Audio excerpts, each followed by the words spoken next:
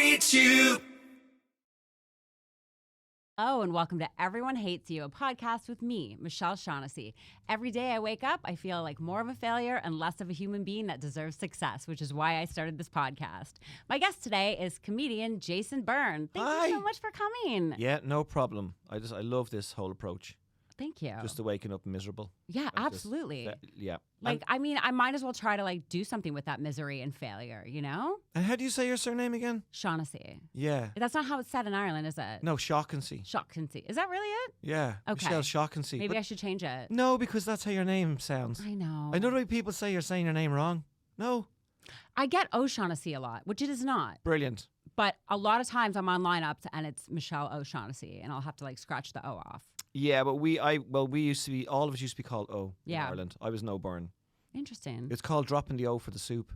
So when the British You were over mentioned there, this to me. yeah, the British were over there, and the British went, change your name to just Byrne, and we'll give you food. And so my family obviously were terrified and went, yeah, no problem. They gave us soup. I guess that's probably what happened to the O'Shaughnessy's back in the day then. And I like that because it's kind of like we were already into the famine already with this conversation. I love it. Imagine how they woke up and felt. Failure and rejection. You just go, well, here we are again. Well, you're definitely putting life into perspective for me. I'm complaining because I don't have enough followers, and there's people back in the day who couldn't get soup. So yeah, now I'm just a dick. Thank you. I can't. Not enough followers is probably not going to be. I mean, people may not feel sorry for you for that bit. You're going to have to bring much more terrible shit to the table. Get out. I know. This is why everyone hates Jason Byrne. Yeah, I know. I'm just trying to put it out there for you, Michelle. People go, I've got no followers, and they're like, okay, you don't need loads of followers. You just need to be happy. What would make me happy? You want more followers? Yes. Jesus Christ. Oh yeah, he had lots of followers. Okay. He probably didn't have lots of. When Jesus Christ is around, he probably woke up and went, I've only got 12 followers. Do you think? Yeah. How do I get more? That's fair. And then he went off and did all his magic tricks. Yeah, he did. And then one of his followers absolutely betrayed him. So maybe I don't want a lot of followers because the more I have, the more betrayals I'll probably have to experience. Yeah. And they're not your friends either. No. I thought they might be. I don't want friends. Oh my God. I've seen a couple of my followers at my gigs and they don't look like my. They don't look like their profile or anything. I don't know what happened there. Or the way they talk to me. You're getting catfished by your fans. I think I am. Probably. They just look mad in the front there. They come and sit in the front. Yeah, I've seen a couple. And they look front. angry. No, they just look normal in normal life, but they don't look like their profile, and they don't look like their face sounds like that either. Like, your face doesn't sound like you're. So you're on tour with the Ironic Bionic Yes. Man. I saw it in Manchester. It was, and I mean this is a compliment. Oh. It was not what I expected. I had never seen you do. I'd seen some of your stuff online, but I'd never seen you do a full show. Yeah. It was a lot of. Energy. No, it wasn't shit. It was a lot. Listen, I'm the one that hates my life. Okay, you need to come on here with a different angle. It was a lot of energy.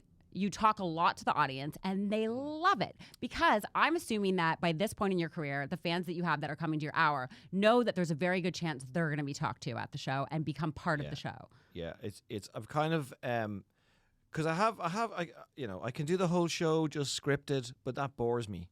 Of course. So it's like having a safety net. So that always bores me. I don't have that brain. So I mean, I've got when you do live at the Apollo and all those type of things, you have to have your set. You can't talk to the audience. Yeah. So I just do that then. When I wouldn't know anything about that. I know. Don't worry, I'm a Michelle. I'll get you failure. on when you have more followers. What? So and my audience expect this. Material, improv, making stuff up, bringing guys up on the stage, putting them. They want all this now. Yeah. So it's my own fault. I created this madness, but it's magical. You know what I mean in the room because it's like it'll never happen again. Some of the stuff I say to them. Yeah, it was very the energy. There was at one point during your show when I was there, and I was just kind of looking around and watching people, and the energy when you would pick someone out in the audience, and everyone around them was like, "Oh, who's he talking to?" They love it. Yeah, they loved the way you do that. When you had the guy up on stage, at the show I saw in Manchester, that was just such a beautiful moment. Yeah, because he didn't want to go up there, but at the same token, he must have a little bit, or he wouldn't have booked the front row. Well, once they're up, they're always fine. Then, of course. One thing I always make sure is that they're always okay, and that they're the star of the show. Have you ever had anybody refuse to come up that you've tried to pick out of the audience? Well, probably in my early days when I kind of dabbled with it because I didn't understand, like I wasn't too sure who to pick and what not to pick. Okay. But then but now I'm pretty good at picking someone. I nearly always get it right. And I spoke to, you ever heard of Darren Brown? He's like Darren Brown, sorry. He's like he's like a mind, I don't know how you describe what he is really. He's not like a magician. Is he like a mind reader? He's not a mind reader either, though. He kind of manipulates situations. He's brilliant at it. So Darren Brown, like, so he'll be able to read your mind, but by your body language and all that stuff. So anyway, he's talking to him, and that's really creepy. Yeah, no, it is pretty. Yet I wish I had that skill. Yeah, so he said to me, I said I was just talking about picking people or whatever. He was at a show of mine. He says you're able to do that because of all the years you've been gigging. You now have put all these people into these different pigeonholes and categories. The way they're sitting, the way they're dressed, the way they look, their eyes, everything. And he says, your brain now can do it so fast. Your brain just goes, that one. That's who you want.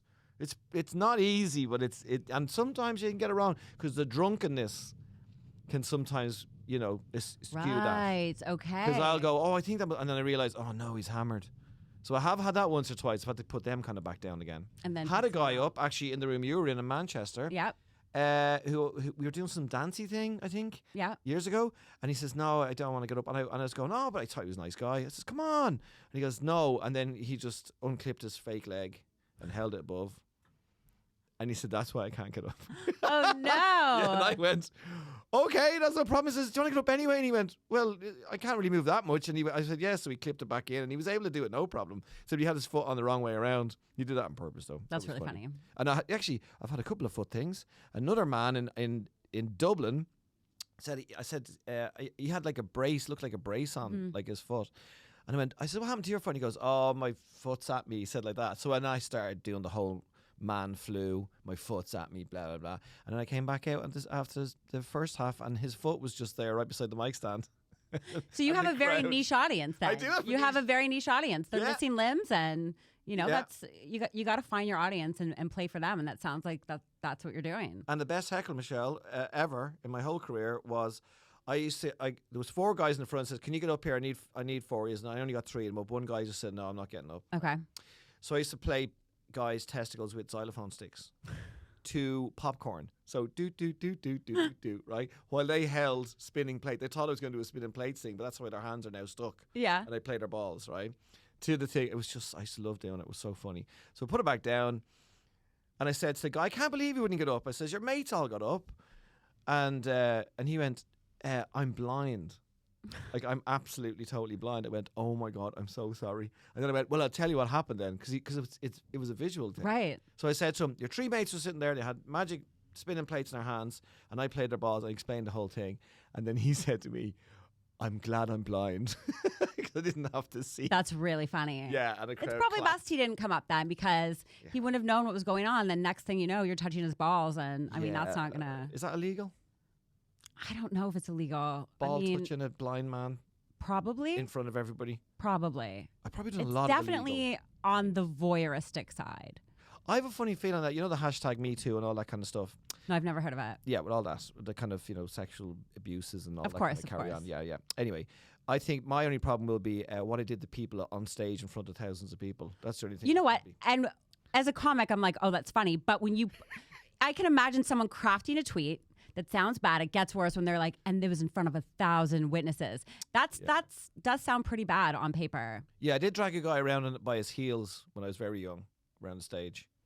Okay, and what and made he had you a do microphone in his hand. Well, he was in a cardboard box, and he was supposed to be. I was supposed to drag him around. Hold on, let's go back for a second. Yeah. So he was in a cardboard box.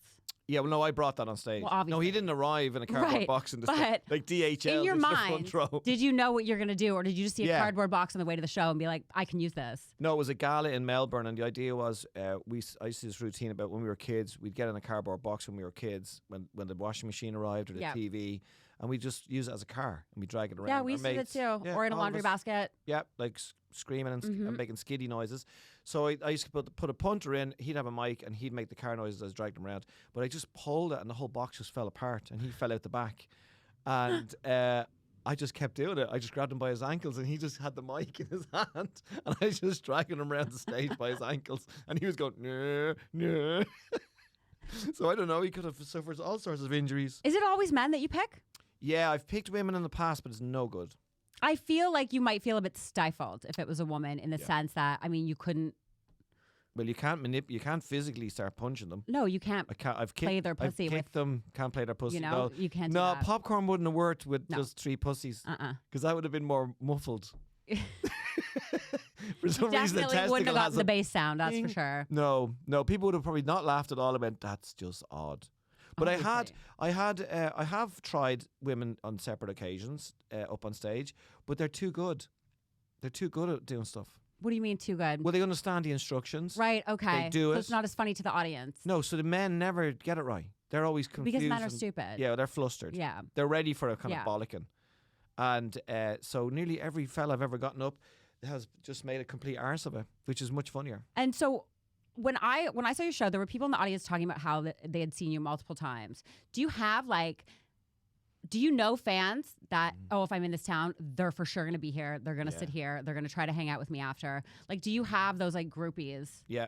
And what are they like? Or are they all different? They're all different. Okay. I mean, I know there's a couple in Leeds who I now know. They're really nice. Dave and his wife and a couple of mates of them. They come every year. And I always have a pint with them after. I've just become to know them. Do you know what I mean? I don't mind having a drink with them. And then others that you just don't have a drink with. That's fine. But like Huddersfield we gigged in. And that is the same people in the same seats with the same jobs and same everything. Like, it's insane. So that must be hard too, because when you go into the audience to talk to people, you're like, oh, I already know you. I know what you do. I know what your answers are going to be. Yeah, I don't. Yeah, so look, I always find a way around it. Yeah, it's unbelievable, and my brain just does it, and then that's when I can click into the actual more of the show. Okay, as well, because there's a guy in the front. He drives a bus in Huddersfield, and he's always there. Jeff, the bus driver. He's in the same seat with his mate who works in Sainsbury's. And Jeff was driving the number 68 bus for years, and then this year he was promoted to a coach driver. So we're all celebrating that. Congratulations, Jeff. Yeah, well done, Jeff. Good for you. And then there's a guy, Sam or Sebastian or Seb or something. He's been coming since he was 16, but he can't come anymore. Why? So his family go. He's in university. Okay. So they brought a cardboard cutout of him. I think I saw.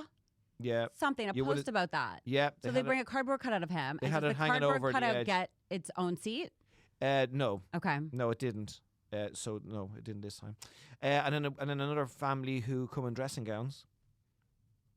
Is that like? This is a thing they just do. Dressing gowns. Sorry. I think I Part said of my North American ways. Is that like a house coat? Like a house coat. Yeah. Okay. Oh my God, Michelle, do you not have the word dressing gown? No. Is that just too posh? A little bit. Like a house coat sounds posher.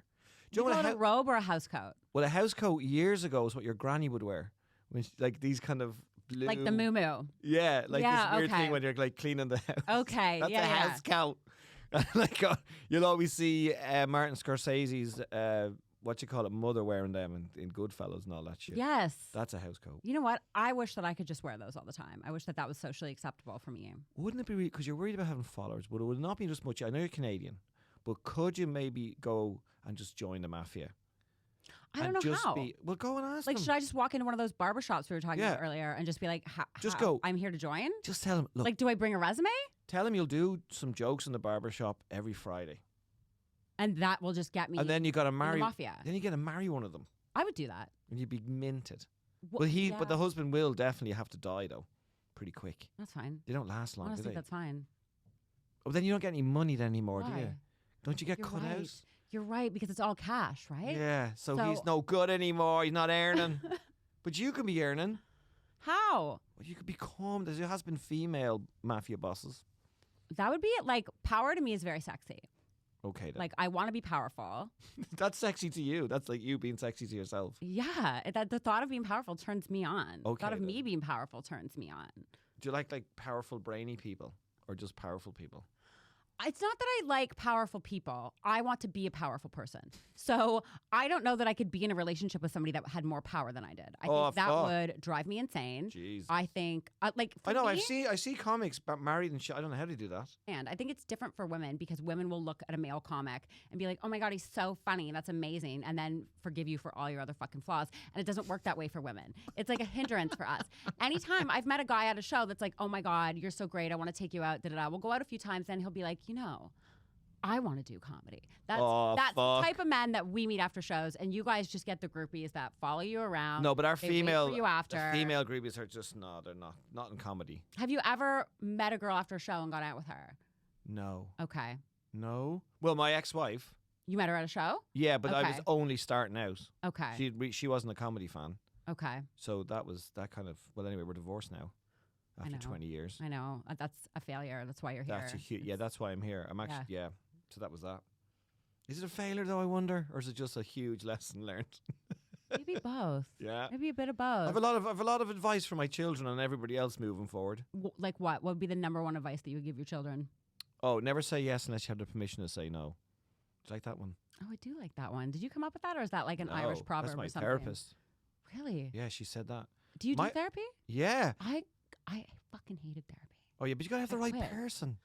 My problem is I lie because I you lie in therapy. Because well, then the therapist should spot that. You'd think, and they don't. So fuck you, therapist. But for me, I've gone through a lot of shit. We've all gone through a lot of shit. But when I'm in therapy, I don't talk about it. Like, I just am like, oh, this boy doesn't like me, or my friend's mad at me, and I dress up. Why do I dress up for the therapist? I don't fucking dress up for anything else in life.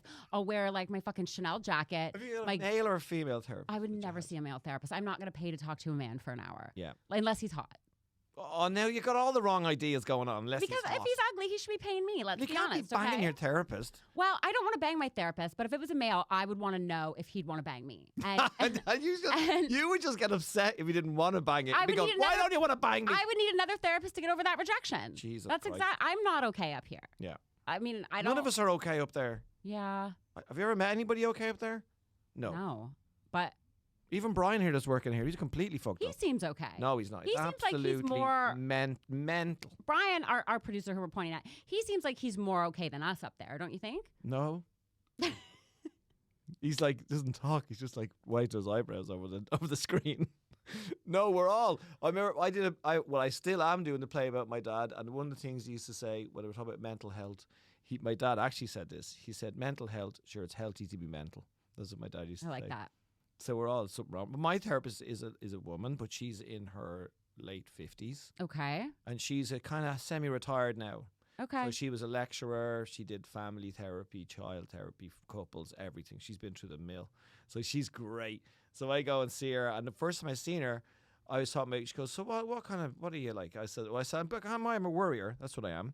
I worry about my children and my mom and whatever. My dad's passed now, but loads of different people. I always worry about other people. I always look after everybody. I'm a really lucky after person. Me too. And the first thing she said to me, she said, who the fuck do you think you are? She said to me, right? And I thought I was in trouble. I thought I said something offensive to her. And I went, what? And she went, the assistant's that again now, Jake. This woman doesn't swear.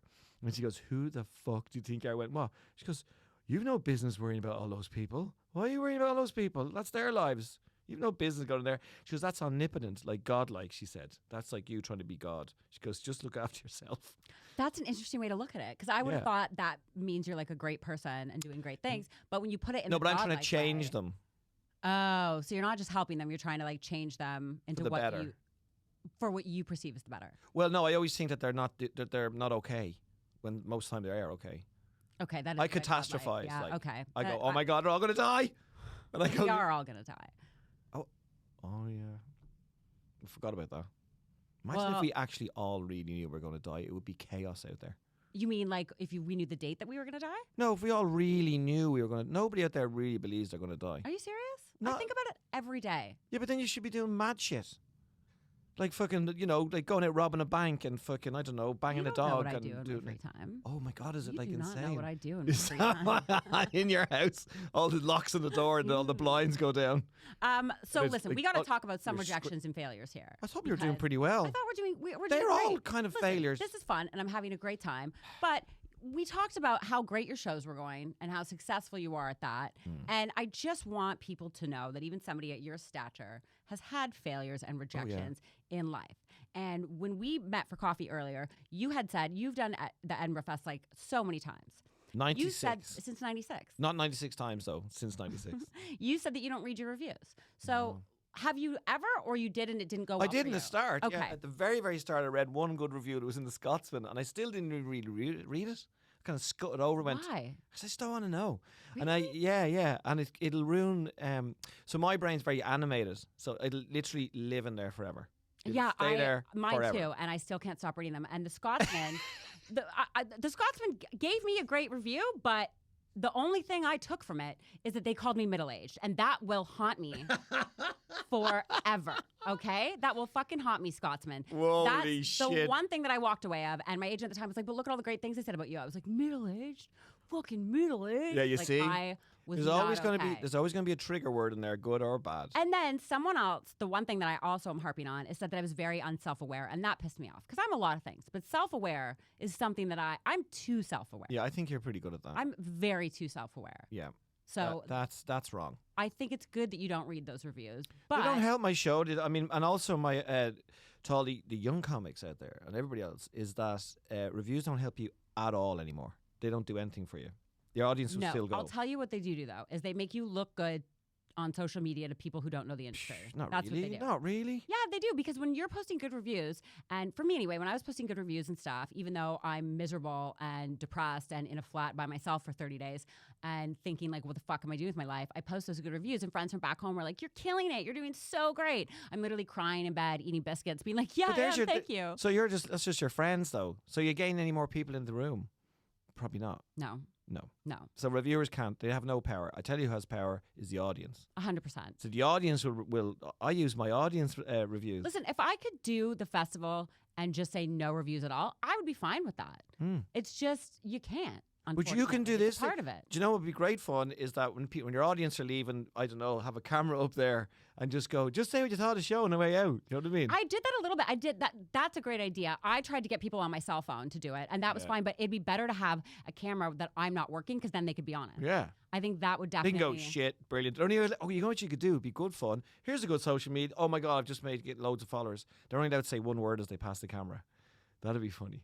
Can I use that? Of course you can use that. Amazing. I'm going to do that next year, and then I'll get 5-star reviews just being have like, this is genius. Camera with like on an arm like that, and just go one word only, please. Okay. So I like that. They can go shit, piss. Do you know what as well? You could put your money bucket under there if you're going to do that free fringe thing. I'm probably not. Oh, come on. I'm probably not. Why? That's not below you, by the way. I'm not saying it's below me. It doesn't. It gets just as much noise. Maybe. I'll look into it. Who are you hoping that fucking Brian Logan from The Guardian comes to see you? No, because he'll probably He's the only reviewer. If I was middle-aged 2 years ago, what the fuck are they going to say about me this year? Yeah, exactly. This old lady. No, they'll love you. They'll love you in that free fringe. They'll be going, oh my God, here's loads of cash. Here's more cash. Here's I love more. cash. And they'll walk by the camera going, brilliant, love it, great, shite. You'll have one. There was a comedian in Edinburgh, and there was I can't remember who it was again, because mate of mine from Brendan Berry, who's a promoter, went to see him. And he said that a Scottish man stood up in the aisle, like he was fourth row, like about 250 people, and he stood in the middle of the aisle, put his back to the act, and as loud as he could, he went, utter shite, and then just walked out. Oh, wow. Does it matter that our telly's gone there, Brian? No? Oh, yeah, okay, grand. Thank you, Brian. Do you hear that? I don't know if everybody heard Brian talking, but that's what he sounds like. He has a really good voice. So he's actually there. Yeah. So is there a failure in your life or rejection in your life, can be personal or professional, that shaped you or kind of really still affects you to this day? There's a lot of... It took me a long time to learn not to be a yes man. Okay. And so in this business, that's horrifically dangerous.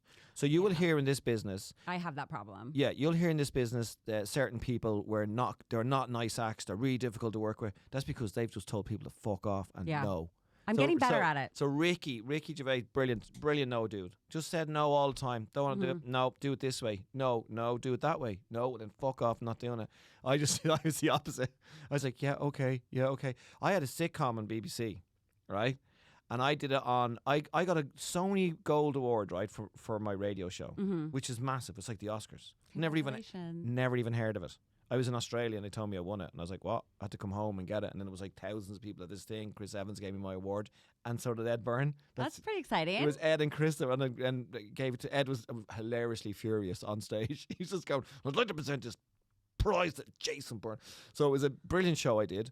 And then they said, well, why don't you do like a pilot for a sitcom on the radio as well? So I did that. That went really well. And then they moved it over to TV, but I didn't want this type of person working on it. I wanted other people who had already done sitcoms working on it. Other script writers. I didn't want to do it in a studio with audience. They wanted me to do it with everything. The whole thing was complete fucking disaster because I didn't say no. Oh, so you didn't speak up. You let them dictate. Well, I'd never seen a sitcom being made. Okay. This was years ago. Yeah. I was going, okay, this must be, well, look, if you're the bosses, you must know. You'd think. Little of that. Did you know what the mad thing about it was? That Ricky Gervais was doing a show called Extras. And he had a character in it that was an extra that got his own sitcom.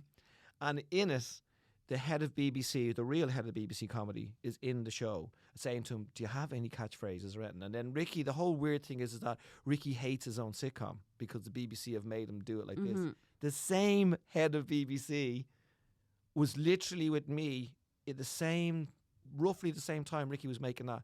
And he even said that to me. But he meant it. He said, do you have a character with any kind of... I went, no. And then I was asked, could I write somebody in a wheelchair into the show, into my family sitcom? And I went, what? And he says, yeah, it'd be really good if you had like somebody with physical... I says, but I don't know anybody with a physical disability. I don't want to write it wrong. What do you want to do? Just put somebody in a wheelchair and then they wouldn't be represented properly? It's like fucking nuts. So did you do it? Yeah, I did it. And it was the worst sitcom ever. Do you know what my idea I had then? What? And I really do wish we had more cameras in all those days. I said to the cast, let's record behind the scenes. That's a really fun idea. Because all of us are fucking hating That's a really fun idea. And we were all having like very funny That meetings. Would be the show. It would have been like Larry Davis type of thing. 100%. And that's the biggest other... Oh God, we're going to be here all day. We just don't have the all days. But there's been a lot of those kind of occasions. Okay. But now I'm good at it now.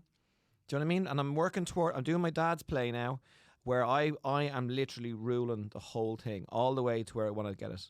That must be a great feeling to just be able to do things your way and the way you want to do it rather than having to listen to other people. It is more exhausting though. I bet. Because my agent going, why don't you? She can't even get the end of the sentence. I'm terrible now. I'm going, why don't you? I go, shut up.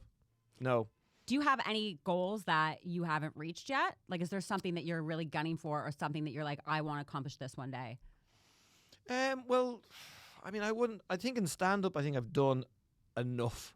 Do you know what I mean? Oh, for sure. I never got up into the really big venues because I didn't want to be here all the time. Do you know what I mean? So comedy's not... You mean in London? Yeah, comedy's not my life. Do you know what I mean? Yeah. Comedy is a sideline for me. I admire that. Still. I'm learning. I don't have a life outside comedy, and that's a big problem, and that's why I'm depressed all the time. Yeah, I have real normal friends. I don't. So I don't really have any comedy friends. Especially moving here from that's Canada. Hard for you. The few friends I did have who weren't comics, we try to keep in touch, but it's tough. So coming here, how am I supposed to meet people other than at a show? So I literally have no life outside comedy. But look, there's a lot of comics that are nice, though. They're not. It's not that they're not nice, but then you want to get away from your job. Yeah. So then my comedy brain never gets to shut off, and I never just get to relax because you're constantly with comedians, and there's constantly somebody that's upset about something, or somebody that's working towards something, or somebody that got something that you didn't get, and it just creates this environment where I feel like I'm working 24 hours a day because my brain is always switched on into work mode, if that makes sense. Yeah, and comics don't ever stop talking about comedy. No, they don't, and it frustrates me because I have a lot of other things that I like to talk about other than comedy. Well, then you need to go join some mad society that's just completely not comedy. Okay, so far your advice to me is join the Mafia. Yes. Join the Mad Society. Mafia. And the Mad Society. Okay, I don't know how to do that. That's all the same thing. Is it? Well, there's definitely Mafia here in London. Well, maybe I'll look on LinkedIn or something and see if I can find the Mafia heads. And well, we already discussed it there. It's just hairdressers with nobody in the front. Barbers. I don't think they're at hair salons. Oh, barbers even. Or barbers. Barbers. Yeah, so the bob. You go to barbers. And then it'd be really cool because I had this idea that, as a comic, wouldn't it be really brilliant to be like a serial killer or a hitman? Yeah. For the government. Especially, or a hit woman. Yeah, because you're going to all these towns all the time. Never so catch it'd it. be really easy. Yeah, imagine that. Yeah. They go to you, okay, you need to do a gig. Just pretend you like doing the comedy, Michelle, okay? But the ambassador for fucking whatever is coming into town. We need you to come off stage, dress in black, go out the back, open a thing. We've got a gun all ready for you. You know what the problem with that would be? Is if the person has a comedy brain, they would tell people because they'd be like, I did this hit and it was so good. And they'd be like, stage. I killed the guy. Yeah. So it would come out. I don't think comics are capable of keeping their successes quiet. Yeah. So it would have to be somebody who's not. And here's pictures of me beside a dead body. Exactly. Oh my God, look where I got him, right between his fucking eyes with that bullet. I'm so good at what I do. What? Exactly. Well, I mean, friends. Here's an example of how my friends work. They came to. I play like Vicar Street in Ireland is about 1,000-seater, I suppose. And my mates are coming to see me. My mates who are very, very, very ordinary, who I have to plead with not to say mad shit in front of other people. What do you mean mad shit? Oh, like racist, sexist. Won't believe they're builders. They're like fucking nuts. Right? Okay. Oh, just lads. Yeah, They're like, what? Right. So I came backstage, and they came into my dressing room. It was 4 of them, and they went. Looked at the beer and the wine and the food. They went, it's all yours. I went, yeah. And they go, how much is it? I went, what do you mean, how much is it? And they went, that's free, just get it. And they go, we can just have that. So off they went, started drinking and everything. So I was about to go on stage. And I says, guys, I'm about to go on now. Do you want to come out? And they're like, we'll follow you. Right. So I came back in after the first break. And they were still sitting in there drinking all the beer. And my mate Brian goes, sounds good out there. So good. You do well. That's really funny. They didn't give a fuck. That's really Couldn't funny. give a shit. Like, it's good to have friends that don't give a fuck, though. But here's a good lesson for you with the friends, even Okay. for you. I was at another show, my friend was with me, and I was about to go on, because we're always pacing and going, oh, fuck, I'll do this thing, this fucking thing. And he was going, what's wrong with you? And I was going, I got to do this thing. He goes, yeah, and what? You've got like 1,000 people out there who want to come to see you. He goes, I'd love that. He goes, they're all going to be laughing at you. He goes, why are you not more excited? And I was like, going, oh yeah, I should be, shouldn't I? He goes, yeah. Go out there and have a fucking enjoy it. Do you know what I mean? So that's when it's good to have ordinary people, their perspective on it. Do you have like a go-to best friend that's not in the industry? Yeah. Okay. Yeah. John Laddie. What does John do? John's an electrician. I feel like you could like have a house built in like a week if you wanted to, because it sounds like you know a lot of tradespeople and builders. Yeah. Brian Roach is a plasterer. John Laddie's an electrician. I know plumbers and roofers. And I know a whole builder, the guy who is a builder, just builds. Now, this is a weird question, but I'm always curious how it works for men. So when you start dating somebody, are you fine with them coming to your shows right away, or does it take a little bit? Oh, I don't really care. Don't mind that. Okay. I feel like I'm men so used to having different types of people. And women, we tend to hesitate having men at our shows. Is this because you're fucking past looper? No, not just that, but I think for women, we worry that what they're going to see on stage they're not going to like, because I do think it is different. Well, if you're not in the for women. If you're not in the entertainment business as an actor or comic or whatever, they will not understand that it's not real a lot of the time, or that it's exaggerated. Of course it's exaggerated, or just not true at all. Yeah, you know what I mean? Or they'll be like, "You're going to put me in your act." Yeah, some people say to me, and I am. They used to say to me, "Oh my God, your poor wife." I go, "What?" I go, "That's not fucking true." They went, "What? Of course it's not." And they went, "Oh. What do you think it is, like therapy or a confession up there?" And going, that's not. I was like, I wrote that. I had to write. Yeah, a lot of my stuff is true. I got to be honest. It really is. No, I mean I'd say yeah. But I'm sure yours is true too. It's just exaggerated, or like you change the story a little bit, right? Yeah, because we got to tell a story. Of course, it has to be entertaining. If you're told in a pub that you're funny, most likely you're not going to be funny on stage. Agreed. Because I've seen that where they tell the exact story they've been telling in the pub the way they would tell it. And they tell it like this: when I was in the thing, and the audience looking at them going, "What the fuck is this a joke? Is this literally a joke?" And then they go, and then and nobody's laughing. They're going, "What?" Because they don't have their mates going, "Oh, you're right, yeah, go on, Tony, keep going, yeah." But they're just going, and then I was in it, and so we have to. So you would never perform. date a comedian? No, I've never dated a comedian. And you wouldn't, like, that would be like too much. Is this what you're asking now? Listen, this whole podcast, I'm just gonna have every guest on and ask them if they want to date me. Yeah, of course we want to date you. Everybody will want to date you, Michelle. You're beautiful. Do you know what I mean? Thank you. But like, I mean, sitting there and having to actually have a relationship with another comic must be like hell, because you've done it. What do you? Well, because I don't like talking about comedy all the time. No, but I feel like you don't have to talk about comedy all the time. I feel sometimes when you're in a relationship with a comic, you don't talk about comedy all the time. But when you're, in my experiences, when you're in a relationship with a non-comic, they want to talk about it all the time because they think it's so exciting and it's show business and every show must be this and must be that, you know? And the only reason I asked you that was because you talked about how you have a life very much outside of comedy, and I was just wondering where your boundaries were in that regard. Like if that would be a boundary that you would just never cross. I couldn't do that. Yeah, okay. That makes sense. When I go home on Sunday, or I'll go home, well, I have to gig on fucking Sunday night, but on Monday, that's it. It's all over. I don't think about it at all. And I also, this show is also fine. I nearly finished it. And have you always been like that, or have you ever just been in your own head 24/7 about comedy? No, I've always been like that. That's pretty good. That's why I never decided to come here and just mill it. I could have milled it here. I had loads of people wanting to like represent me and go, "Come on, man, you could be you. You could do the shoot." I'm going, I don't want isn't to. that nice for you? Oh, isn't that so nice for you? This was back then in the 90s. There was only 7 comics. Well, you know what? I need to join the mafia and make sure there's only 7 comics again. Yeah, you know what I mean? Like, you join the mafia. We can get the numbers down. Listen, you can join the mafia. You're going to be playing like the O2 Arena, whatever it's fucking called, right?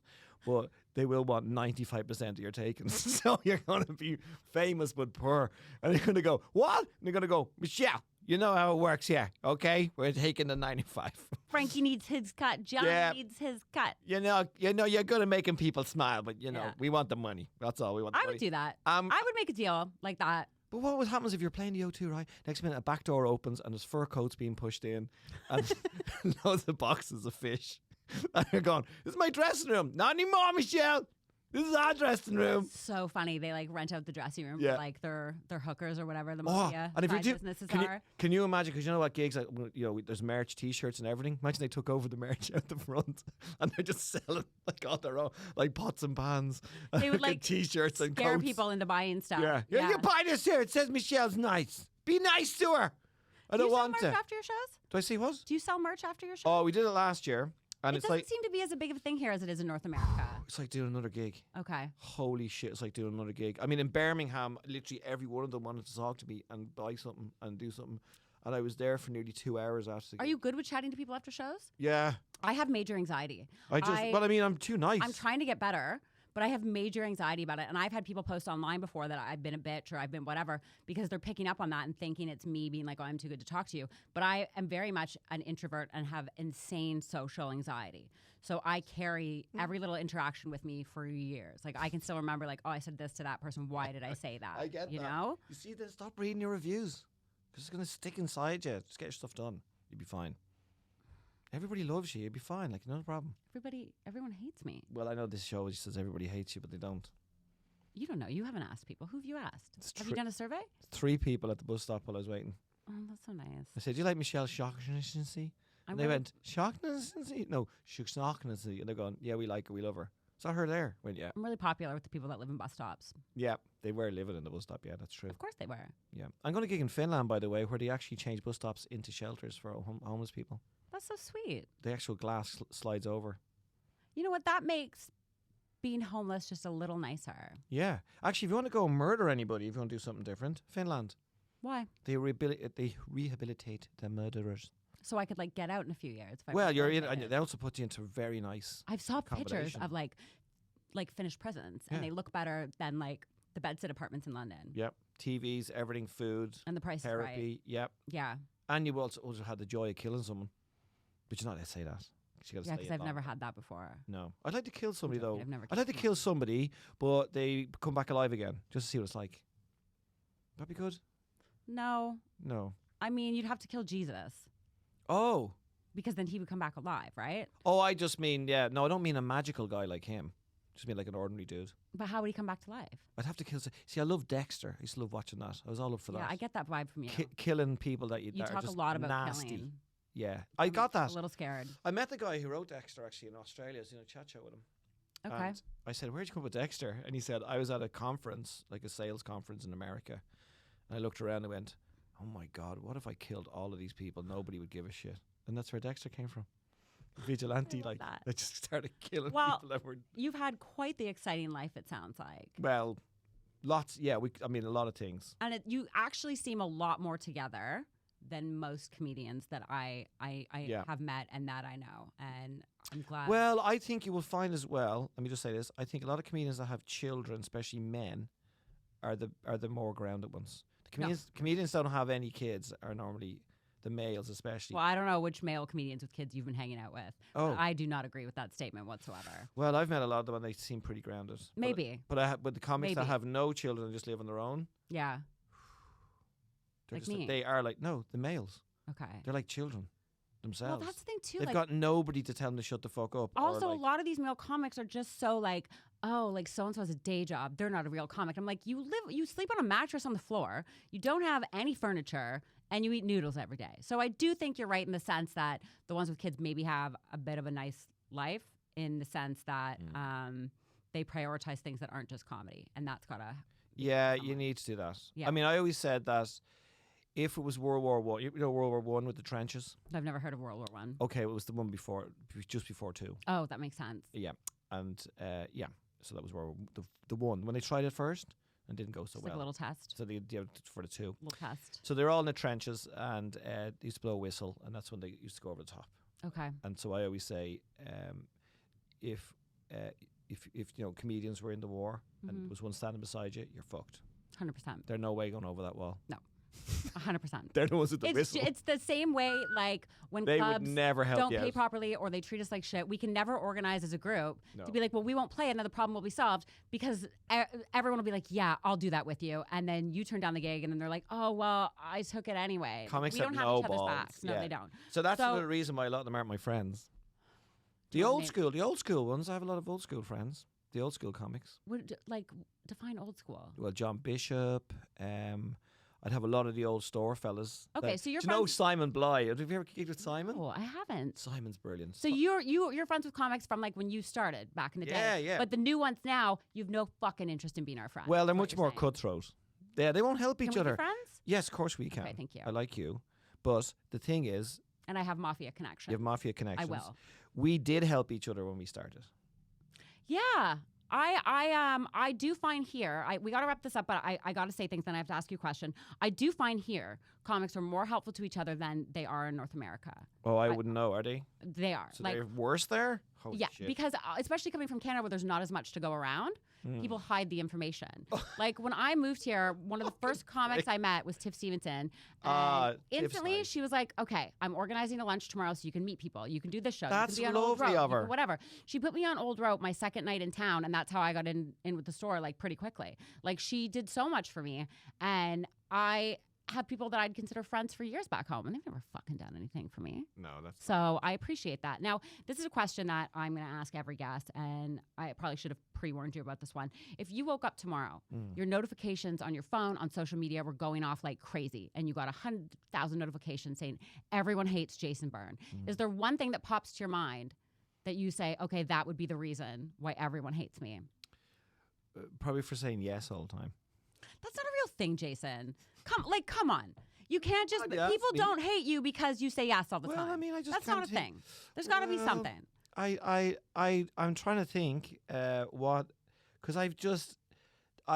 Jason Byrne, everyone loves me. No, they don't all love me. No, geez, they don't all love me. I can't think what they'd all hate me about. Hate about me. I don't know how to answer that. That's fair. I don't have a hateful. I've never done much bad shit to people. That's good. Do you know what I mean? Yeah. So I've never really. I couldn't even. That's yeah. Of course, you know. would be I shocked. know other comics that could sit up and go, "Oh yeah, I said that or I did that." Okay, so I kind of never really upset anybody. You would be shocked then if you woke up I tomorrow would be and totally everyone in the world shocked. hated you. Yeah, I'd probably think. Well, first of all, I go, okay, whatever that is, it's not true. I like that. How about that? I like that. Yeah. Would you cry? Tomorrow now? No, I wouldn't cry. No. So you wouldn't care. I wouldn't really give a shit that much. Fuck. I aspire to that. Yeah. Okay. Well, thank you so much for coming on. Is there anything else that you want to say to me or to the viewing audience, or do you want to plug? I just want to say that people really do love you, so don't worry about it. You don't. And when you go and do your who, gigs, who are these people? I met you like all twice. all the people that are going to watch you and laugh at you. They all love you. Everyone laughs at me. Yeah, and Brian likes you as well. Brian, do you like me? Yeah. I got a thumbs up from the producer. You see? So, well, I appreciate you coming on. I like you as well now. I like which you is great. too. We're friends now. Yeah, that's You're it. It's never. done. That's the thing, though. You're never going to escape this friendship. Well, I'll try and help you as well. Like when I'm friends with people, they're stuck with me for life. Well, like, when I met you with Ed, friends. I went, she's a nice lady. And then you asked me to do this. I went, yeah, sure. I'm in town anyway. And I'm going to be like, what, 5 stops away from where I have to go now? Thank you. That can't be hard, can it? No. That's I just feel like helping you could do people out. it. I'm always helping people out. Oh, I get it. You're I'm a like yes Mother man and a Teresa, great guy. except I like money more than she did. I feel like we could do a whole other podcast on how bad Mother Teresa was. Oh, God. Well, there's a guy called Christopher Hitchens. You can look him up. He actually wrote a book about trying to get her sainthood taken off her. It's so funny. Fuck, maybe I should do an episode called Everyone Hates Mother Teresa and just have that guy on to talk about it. If she got notifications, she'd go, oh, yeah, I get it. Love She's actually a secret bitch. Love it. That's what she was, yeah. Well, thank you so much for coming on. Okay, sorry, Michelle. No, I know. I just don't want to make the next people late. No, thank you so much for coming on. Do you want to plug your book? Yeah, my book is, you can get it on Amazon. It's called Memoirs of a Wonky-Eyed Man. Love it. Thank you so much for coming on. This is episode 2. Everyone Hates Jason Byrne. Oh my God, it should have been number 1. I know. Look at me, the comic already. Just cut it. Why have I got number 2 after my name? This is Everyone Hates Jason Byrne. That's why. Yeah, okay. There it is. Everyone hates you.